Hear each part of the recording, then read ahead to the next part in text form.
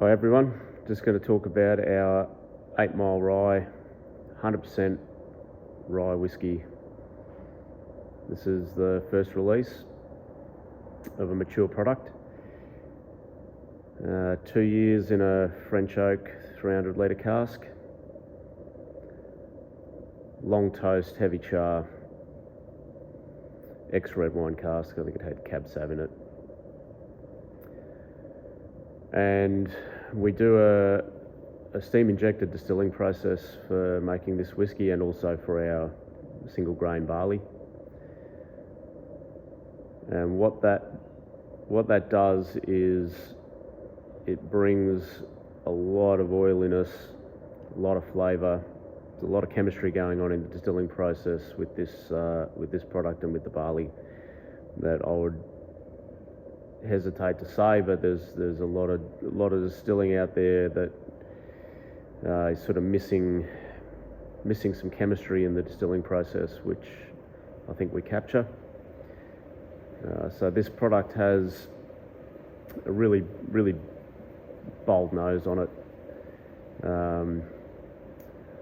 Obviously you can see how viscous it is, how oily it is.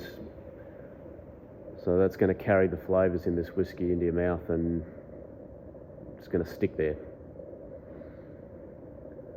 Yeah, so we're looking for certain congeners in our product through our process. We're looking for certain ketones to be produced in the distilling process. We're looking for ester creation, which most people would say you get ester creation in the fermentation. The yeast does that job, and then in the barrel, the spirit interacting with the compounds in the wood, creating those flavours. Which is why majority of the industry would say that most of the flavour comes either from the yeast or more so from the barrel. Now I agree that there's a lot of flavour comes from the yeast and there's a lot of flavour that comes from the barrel. But the reason why they're saying that is because their distilling process is not capturing or creating more flavour.